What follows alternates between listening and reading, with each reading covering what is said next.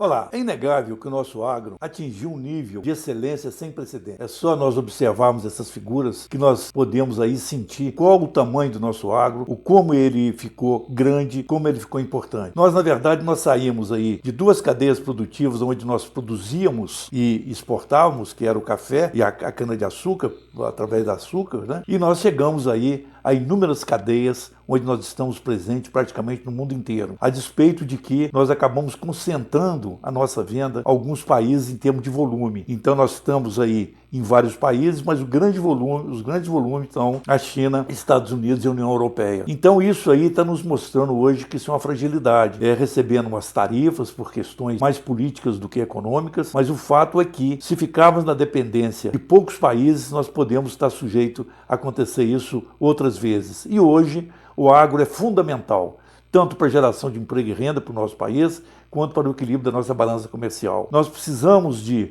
apostar em mais mercados, colocar mais produtos, ou seja, não colocar os nossos produtos em poucos cestos. Assim como acontece com a exportação dos nossos produtos agrícolas, nós temos uma outra fragilidade enorme, que é a questão dos fertilizantes. É preciso acelerar essa política nossa de não dependência tão grande que nós temos dos fertilizantes, porque caso contrário, para todo o processo produtivo, ou pelo menos reduz de uma maneira muito substancial, talvez até tirando a nossa competitividade. Esses são alguns gargalos do ponto de vista externo. E do ponto de vista interno, nós também temos algumas coisas que precisamos de considerar. E eu acredito que talvez um dos maiores problemas que nós temos hoje, descentralização das nossas oportunidades. Nós temos que hoje 1,8% dos municípios, ou seja, os 100 maiores municípios do agro ficam com 1/3 do valor bruto da produção. E 8% das propriedades rurais ficam com 85% do valor bruto da produção. Ou seja,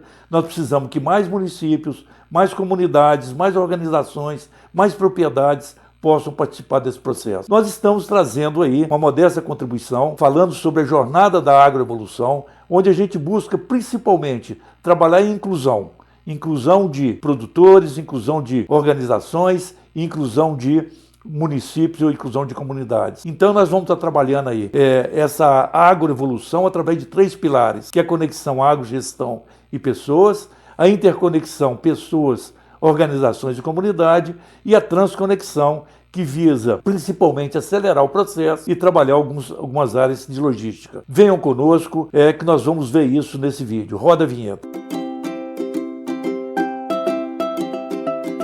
Olá, seja muito bem-vindo, seja muito bem-vinda ao nosso canal Agro, Gestão e Pessoas. Eu sou o Edson Fontes, eu sou autor do livro Construindo a Gestão das Agroorganizações, livro esse que tem sido o nosso fio condutor para que a gente possa trabalhar a agroevolução ou a evolução do agro. Nós estaremos conversando hoje sobre as categorias das pessoas do agro. Nós gostaríamos de pedir que se inscreva no nosso canal, pedir que você deixe o seu like, pedir que nos acompanhe, compartilhe esse vídeo e vamos seguir, porque a ideia dessa jornada da agroevolução, ela passa por uma série de vídeos. Vamos juntos. Pois bem, então hoje nós vamos realmente dar o pontapé inicial na nossa jornada da agroevolução. E vamos trabalhar 3 pilares, vamos repetir isso para ficar bem claro. A conexão agro, gestão e pessoas é um trabalho mais conceitual. Onde é que isso está? Isso está no nosso livro Construindo a Gestão das Agroorganizações. Eu trouxe um exercício, trouxe uma sessão de perguntas e respostas que nós estamos colocando isso lá no Instagram, onde você consegue, a partir de 100 perguntas e 100 respostas, detalhar bem a parte conceitual, a parte técnica de todo o livro. Aquilo que nós falamos de tentar desmistificar, de fatiar, de tornar o livro, o conteúdo que ele é técnico, de uma forma mais simples. O segundo pilar é a interconexão pessoas, organizações e comunidade, e que nós vamos estar dando todo um tratamento especial. E vamos começar o trabalho especificamente a partir dessa interconexão a partir de hoje. E vamos também fazer aí uma intermediação de algumas postagens onde nós vamos trabalhar a transconexão. A transconexão, ela visa 2 coisas, que é acelerar o processo, e ela visa principalmente trabalhar a questão de logística. Para isso, nós vamos depois trabalhar a seleção de cadeias produtivas, nós vamos trabalhar a economia circular, vamos trabalhar a economia colaborativa, a transformação digital e vamos falar de mercado. Mas hoje vamos trabalhar as categorias que elas estão dentro da nossa formação de pessoas. Então veja bem, Nós compreendemos, entendemos, respeitamos e admiramos o nosso agro com tudo que ele tem hoje de tecnologia, com tudo que ele conquistou e que vem hoje se mantendo no mercado a nível nacional e internacional. Ele é respeitado no mundo inteiro. Então nós não podemos esquecer a parte técnica, mas nós podemos e devemos sim abrir um pouco mais de espaço para as pessoas. Aí trabalhar pessoas, se eu trabalho pessoas, depois eu faço um arranjo onde você pega essas pessoas se relacionando, eu formo as organizações. E organizações, na verdade, é o quê? Um conjunto de pessoas que se relacionam com um propósito comum. Então eu trabalho com organizações. E se eu pego a comunidade é um arranjo onde há exatamente a conexão entre pessoas e entre organizações. Então eu tenho pessoas, organizações e comunidade. E aí nós podemos dar todo um tratamento. E aí nós vamos fazer o seguinte: nós vamos trabalhar pessoas, organizações e comunidade dentro do espírito da agroevolução, para que as coisas tenham coerência. Eu estou falando em jornada da agroevolução. Quando eu falo o termo agroevolução, eu estou me referindo a um termo. A evolução, ela traz para a gente uma noção de uma coisa dinâmica e traz para a gente uma coisa que eu estou vendo com otimismo. Então, quando eu venho e busco um desses pilares, que é o mais forte deles, para que ela possa dar sustentação a essa evolução, eu preciso de ter coerência. Eu estou repetindo isso do vídeo que eu fiz anterior, mas vamos repetir um pouquinho, reforçar, dizer o seguinte: olha, quando eu estou falando em evolução, eu estou falando uma coisa otimista e em dinamismo. Então eu vou pegar as pessoas e vou trabalhar com formação de pessoas, ou seja, algo que é também otimista e algo que tem dinamismo, porque eu estou melhorando, eu estou formando, eu estou melhorando. Com as organizações, pela mesma forma, eu também estou trabalhando com a coisa que é otimista e é dinâmica, que é o aperfeiçoamento das organizações. E, da mesma maneira, as comunidades, onde eu vou trabalhar o desenvolvimento de comunidades, ou seja, eu vou trabalhar algo que é otimista e que traz um dinamismo.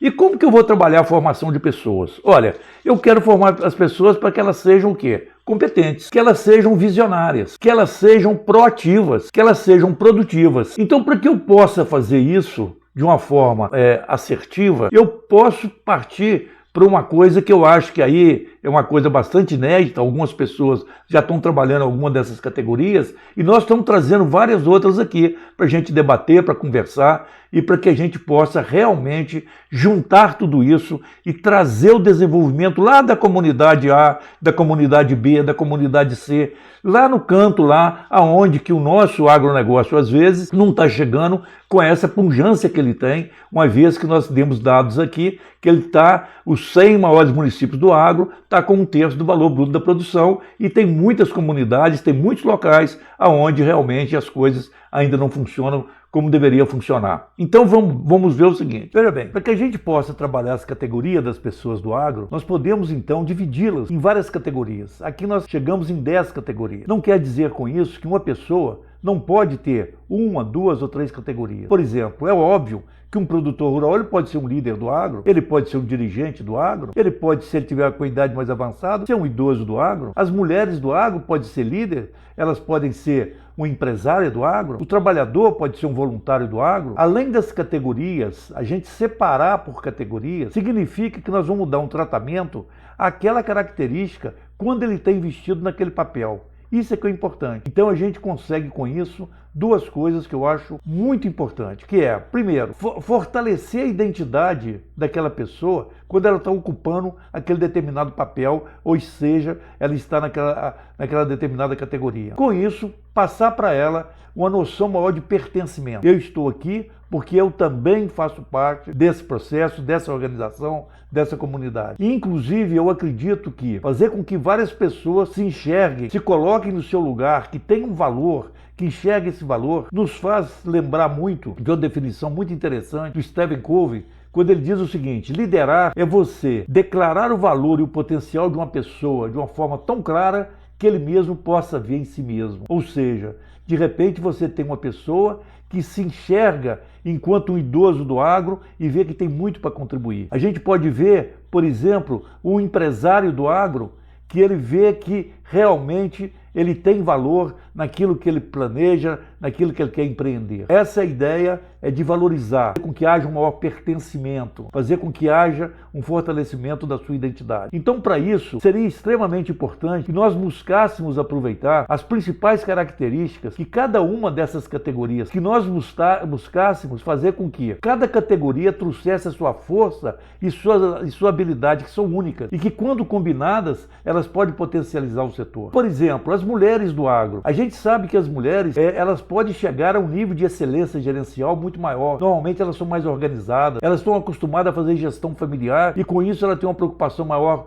com as finanças, porque muitas delas passavam, às vezes, ou passam por problemas difíceis, então ela acaba valorizando mais a questão financeira. Os jovens do agro, que tenho vigor operacional, eles estão mais abertos às inovações tecnológicas. Hoje, nos tempos que nós estamos vivendo aí de digital, de tecnologia, então eles são mais abertos, sensíveis a isso, têm uma capacidade maior de adaptação a essa tecnologia, mais energia para o trabalho. Então nós precisamos de trazer vários que inclusive têm aí aquele título pejorativo de neném para ser realmente jovens do agro, aproveitar toda a sua força de trabalho. Os idosos do agro às vezes estão perdidos sem espaço, já pensando em final de carreira, mas eles têm experiência, tem visão estratégica, tem conhecimento acumulado, tem mais resiliência porque passaram às vezes por dificuldade, valoriza mais o tempo, então eles aceitam o planejamento de longo prazo. Os produtores do agro, aqui está o coração da produção, eles é que fazem a gestão dos negócios, a tomada de decisão, o planejamento da safra, eles que estão dispostos às vezes até mesmo a correr riscos. Então os produtores do agro, eles são esteios de todo esse processo, embora às vezes eles podem estar também presentes, conforme dissemos, exercendo outros papéis em outras categorias. Eles quase sempre estão. Os trabalhadores do agro, essa é a base operacional, a mão de obra, que nós precisamos de vê-la cada vez mais qualificada, precisamos de ter eventos destinados para eles. É preciso que o trabalhador do agro entenda que, a despeito das máquinas estarem avançando, e é uma postura mais ou menos irreversível, mas eles precisam de não deixar, não passar o bastão, ver o seu espaço. Por quê? É preciso o trabalhador entenda a sua significância, porque lutar por direitos é uma coisa, ser insignificante é outra. Ele não pode se achar insignificante, ele tem espaço para ele precisa às vezes de fazer o quê? Adaptação desses novos tempos, começar a trabalhar na área de elétrica, na área de hidráulica, na área de mecânica, na área digital. Ele é um trabalhador do agro que não tem que obrigatoriamente estar trabalhando com a ferramenta lá, apenas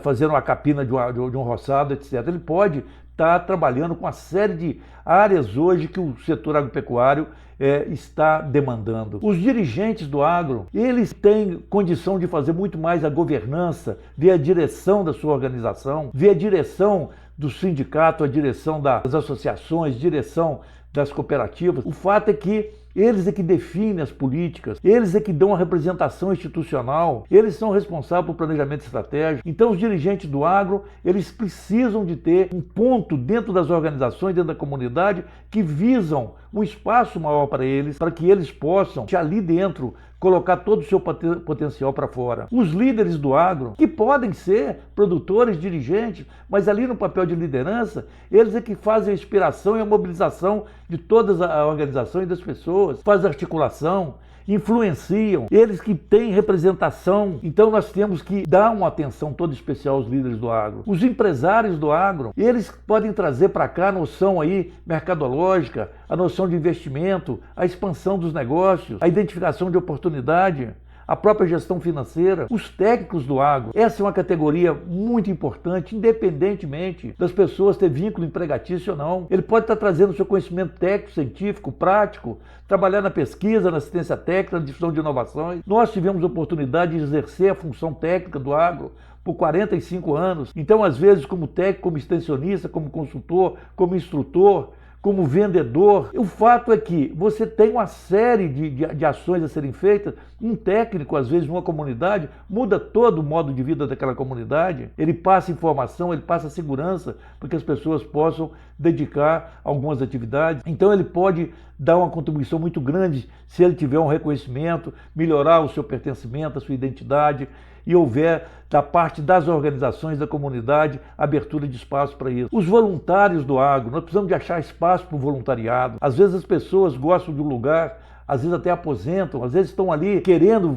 dar sua contribuição, trabalhar e não tem espaço. Eles podem trabalhar em ações sociais, na sustentabilidade, que hoje é uma tônica que todo mundo precisa de estar preocupado com isso, no fortalecimento dos laços efetivos, ajudar nos eventos. Então nós temos muito espaço que podemos trabalhar com a agro. Ou seja, cada categoria é uma peça fundamental nesse quebra-cabeça. E a união dessas peças é que vai nos levar à agroevolução. Se nós tivermos a união dessas peças nos levando à agroevolução, se nós tivermos as pessoas sendo informadas para que elas possam ter mais competência ao exercer cada uma dessas categorias, que elas sejam visionárias, que elas se vejam.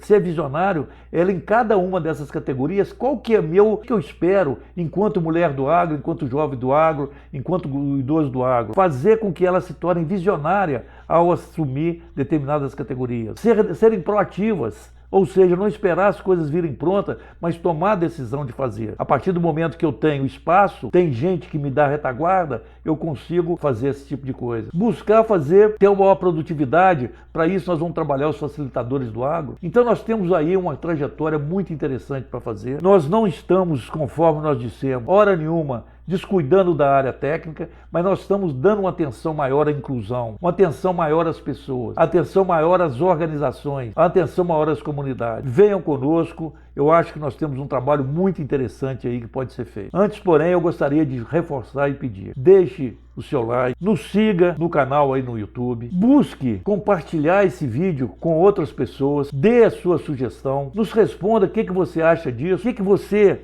acredita que pode fazer, por exemplo, o que você acha e qual categoria você pode se encaixar, o que você pode contribuir ao se encaixar nessa categoria, ou o que você espera que as organizações possam fazer. Então venham conosco, nos ajude aí nessa caminhada. Nos acompanhe e nosso muito obrigado.